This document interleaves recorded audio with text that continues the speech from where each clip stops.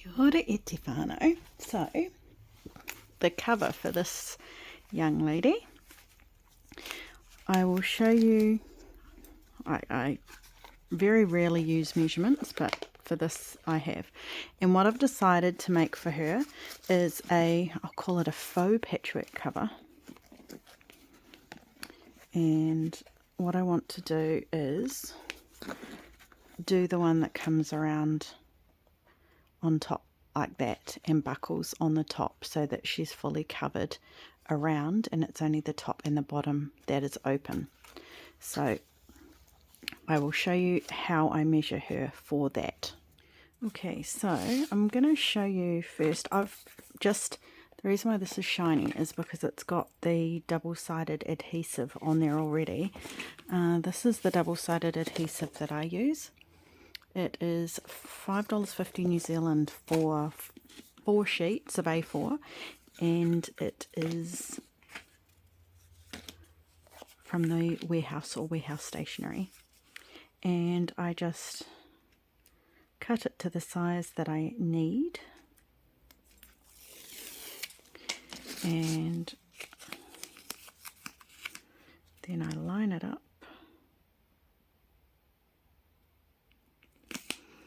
And I try to get it to the size of the thing I'm putting it on as best I can, so that I'm not wasting it, because once you've taken off one side of the adhesive, there really is no putting it back on. And it's harder to cut when you're cutting the adhesive side, so usually other than a little bit of slight trimming. Okay, so I have 2 boards almost the same size, but as you can see, you've got probably 5 millimeters there, which is maybe an eighth of an inch. Sorry, I'm not very good at eighth of an inches. The longer one is for the back and the shorter one is for the cover. When I measured my covers, I need to make sure that the width across here holds in all of the sides and I've got nothing sticking out, because when this one comes back up as the closure, you don't want it to be squishing in everything that's in that side of the journal. To measure the height, it didn't really matter because they're going to be open anyway. I've just made it so that it pretty much, as you can see, covers most things, just with a couple of things sticking out. Then, like I say, I give her just a little bit of a squish, not too much, but we all like a full journal. And then I get my ruler and I measure from board to board.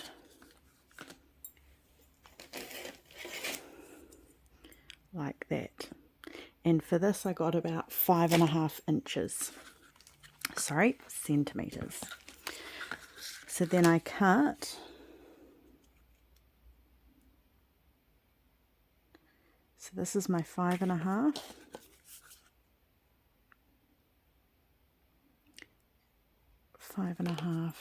And this one here, slightly smaller, probably 5 and 1 millimeter, 5.1 centimeters. So this is the spine.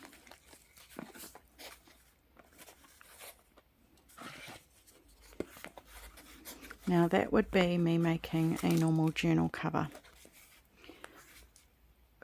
minus the shorter side at the back.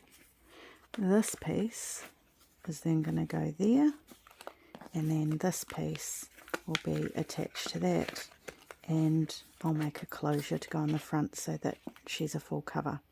So what we need to do is lay it out .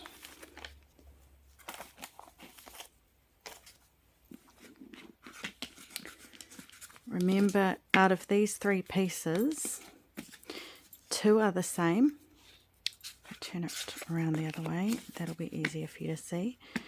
One again will be probably about 1/8 of an inch larger than the others, and that is because if this is the spine,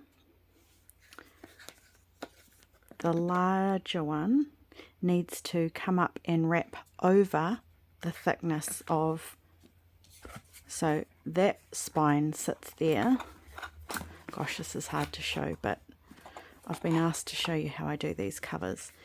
And this one, because the flap that's going to sit on here needs to come up over this cover, this needs to be just this thickness of board you're using wider than the spine is. I hope that makes sense. It probably doesn't. So how you lay it out is, remember the shorter one is your cover. Out of these guys, one of the smaller ones is your spine. Then you have your back cover, which is the slightly longer one than the top of your cover. Then you have still two left. One is smaller, one is about 1/8 of an inch larger. So the 1/8 of an inch larger one needs to go here. I'll just move these along so that you can see.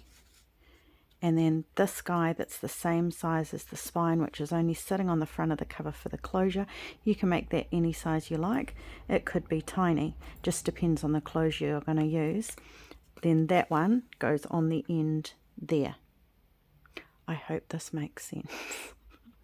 Okay, so I'm just going to put them over to the side in their order, out of the way, and work one at a time, because I have chosen, where did my fabric go that I'm using? There it is. I've chosen this beautiful fabric to be the inside lining of the journal, because I thought it goes absolutely perfectly with our covers. And I'm really hoping that there's going to be enough. If there's not, I don't think it will matter that the one that wraps over top has a different fabric on the inside, so I'm not too worried about that. So like I told you, I've got double-sided adhesive on here, so now I just need to faff around, and if I stop talking I can fast forward this if it takes me forever.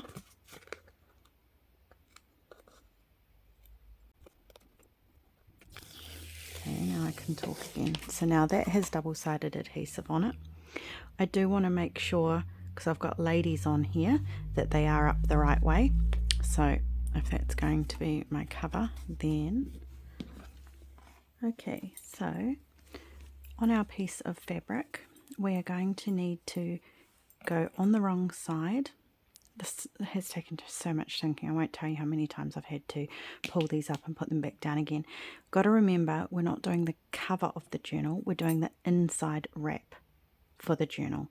That means we have to do the front cover last and make sure that our fabric is the right way up.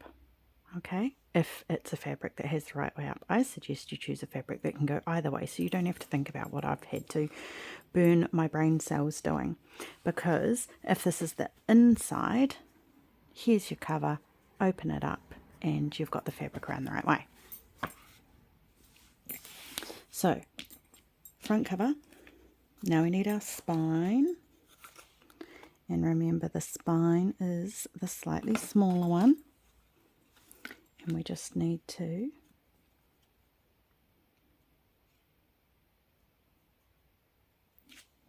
wonder if I can. No, that's just going to stick to my finger, so I will have to do it this way. So we're just going to make sure that we're lining that up perfectly, and then we are bringing that over. It's like Duracelling a book, only more difficult, but at least you can take it off and adjust it if you need to. So there's one, and we've got the perfect distance. So the distance between the two boards should be the width plus the width of the board that you're using in order for it to close and not knock together, if that makes sense. That just doesn't look right.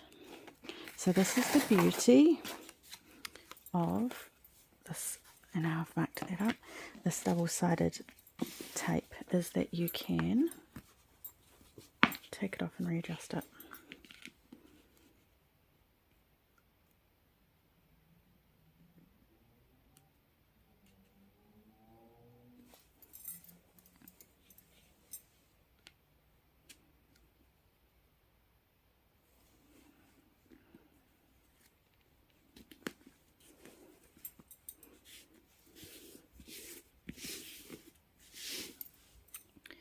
Come on, fish. Back on you go.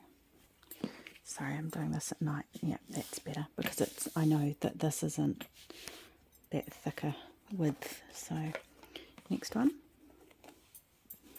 And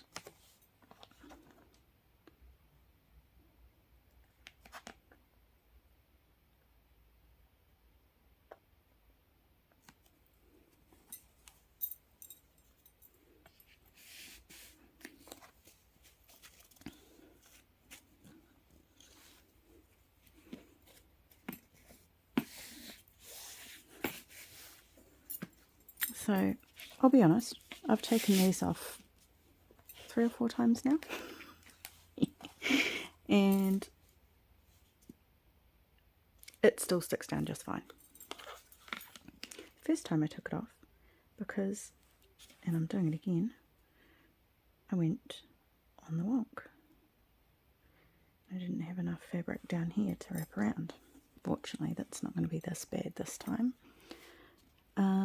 The second time, I had put the fabric on like it was going to be the outside cover, not the inside of the journal. That was take 2.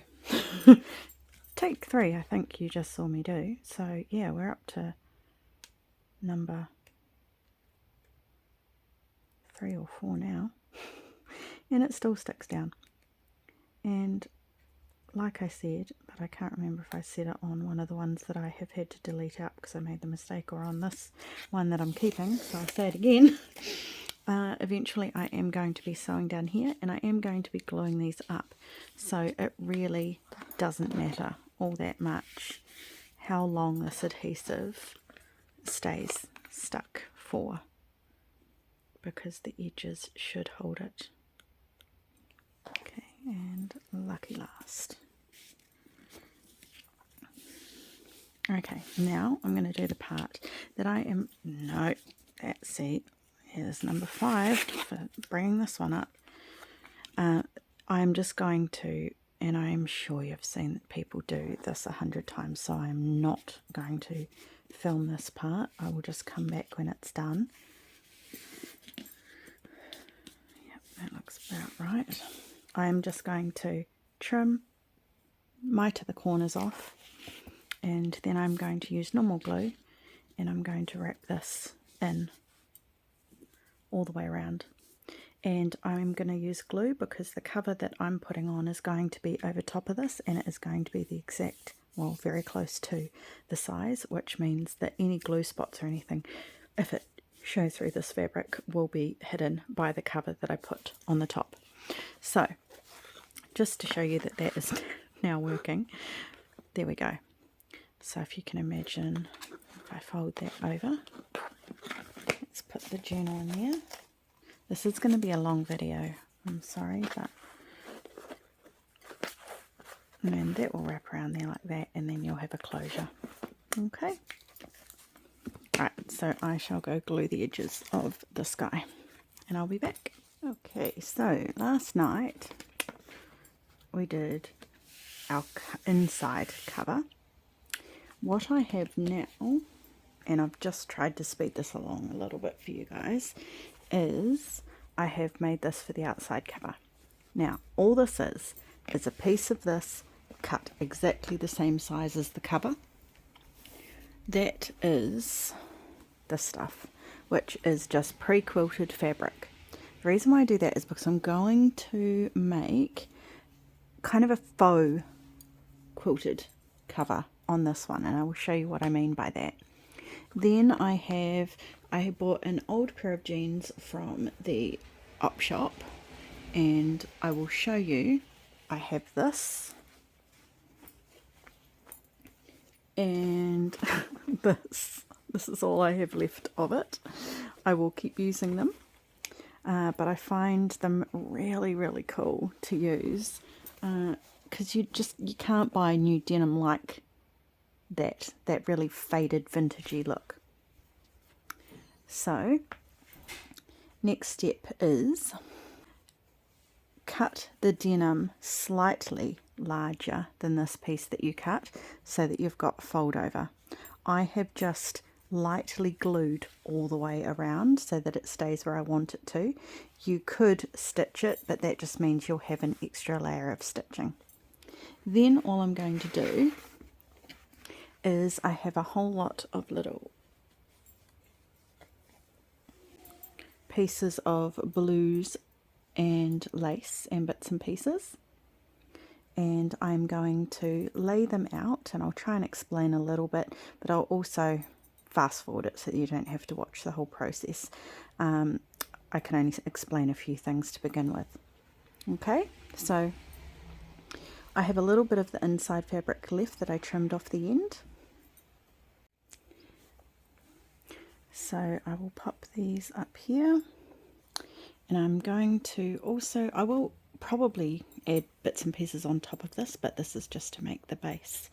So the reason why I cover it in this is because when you sew these pieces around the edges, it pushes in that fabric, and because it's a little bit quilted already, it makes it look puffy. So all I do is I just cut some random squares, and I faff around for ages. That's why I'm going to fast forward this as much as I can for you. And another piece would not go right next to that one. So I have cut 4 pieces of this in total. So I kind of want to make sure that they are spread out across the cover. And I might move these around again. That's highly likely. So I'd probably want that one in the middle, because otherwise I'm going to have 3 down the bottom. And that's pretty much all there is to it. I like the really see-through laces that you can still see some of the denim through it, but I also want to leave some of the squares of denim as well, so that you can see that that's kind of part of the faux patchwork as well. Now, I wouldn't actually normally put the lace ones side by side. And this is really all there is to it, just making little areas of interest. So I might like that one up there to stay as denim. I'm going to get out my antique laces as well, and I will be putting a few of those on as well.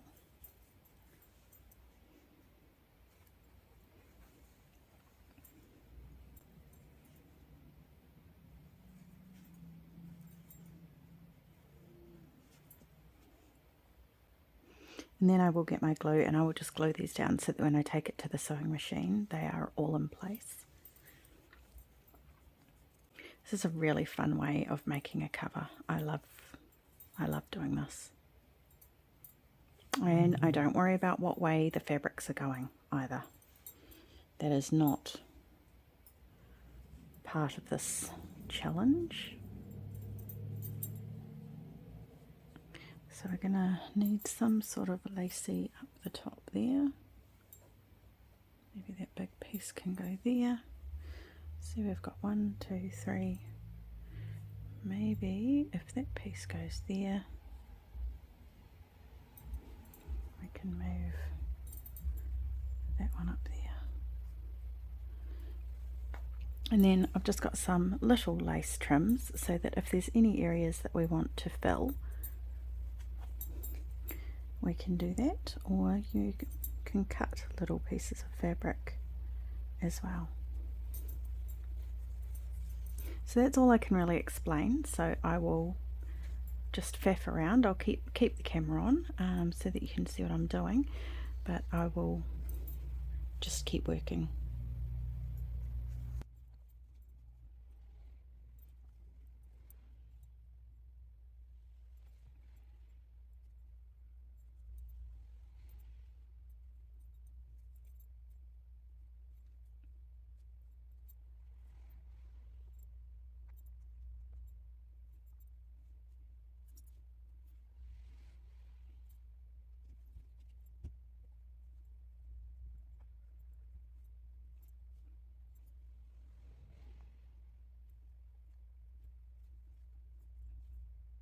Okay, so this is where I am going to get my vintage lace box out.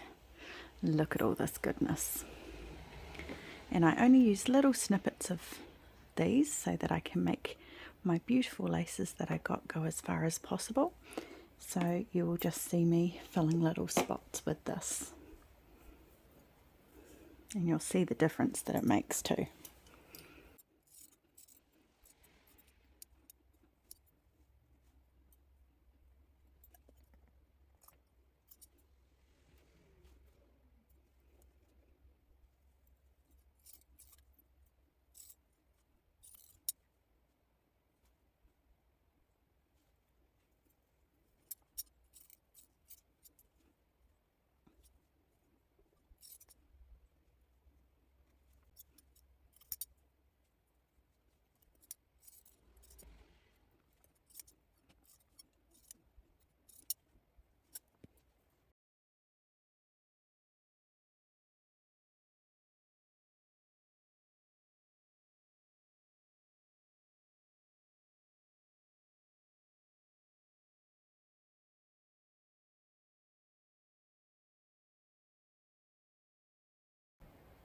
There we go.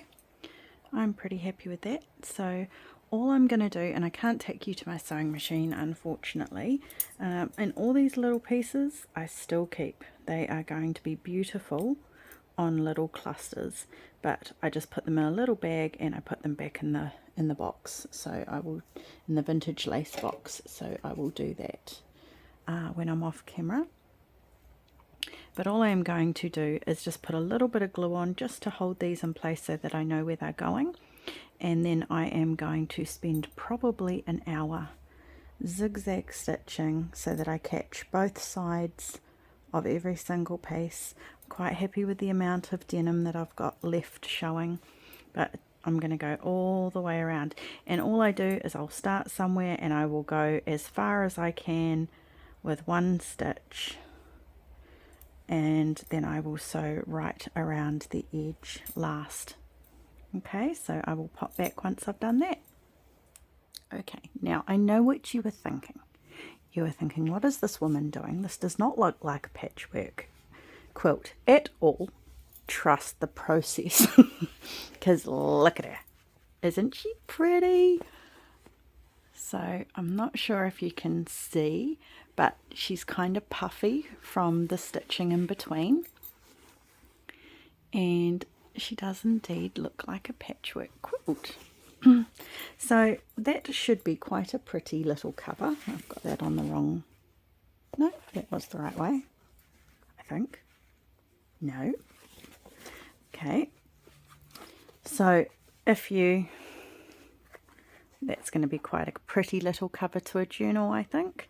And I probably will further embellish that, but I will wait until I've got the closure on, just to see where I want to maybe put on a couple of buttons, like 3 little pearl buttons on here would look really cute, for example. So we'll go over that as well. Now, I have decided to make a big headache for myself.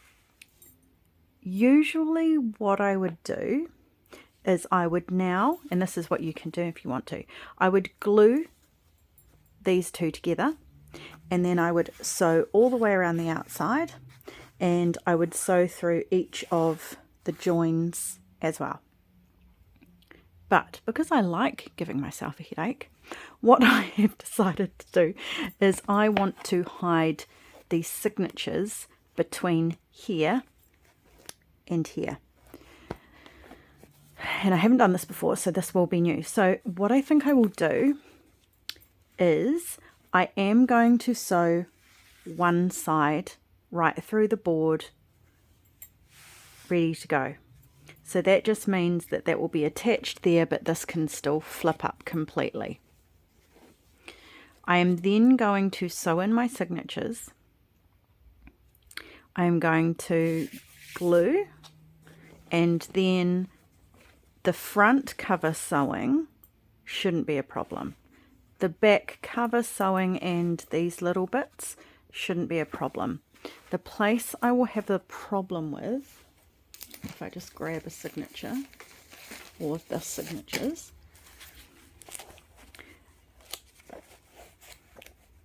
set it there. The problem I'm going to have sewing is here and here and down here and down there, because that's what I would usually do. And I will try a zip foot. I think I'll be alright getting through here with a zip foot and the other side of the spine. Through here and up here, I don't know. So I will keep you posted. Now I am just going to sew in these signatures with a 3-hole pamphlet stitch. Like I said, I think earlier, there are thousands of different videos to watch doing a 3-hole pamphlet stitch, and I will not be doing anything different. So just so that you know, I'm going to have 4 signatures in this one, because I'm going to leave that big square one at the back on its own. So I'll just divide that up like I usually do. But yeah, that's the only difference. That front cover is going to be sewn to that. I'm then going to sew in the signatures, and then I'm going to attempt to adhere the rest of the cover. Because yeah, I think having nice little hidden signatures on that spine will be quite pretty. And I'm going to end this video here, because when I come back, it will be about decorating the cover. Okay, I hope you want to give this a go. I hope it was helpful. I hope you enjoyed watching that process. And I hope some of you decide to do a patchwork cover like this as well, because it is really fun and it is a really gorgeous result that you get. Okay, let me know in the comments what you think. And until next time, matua!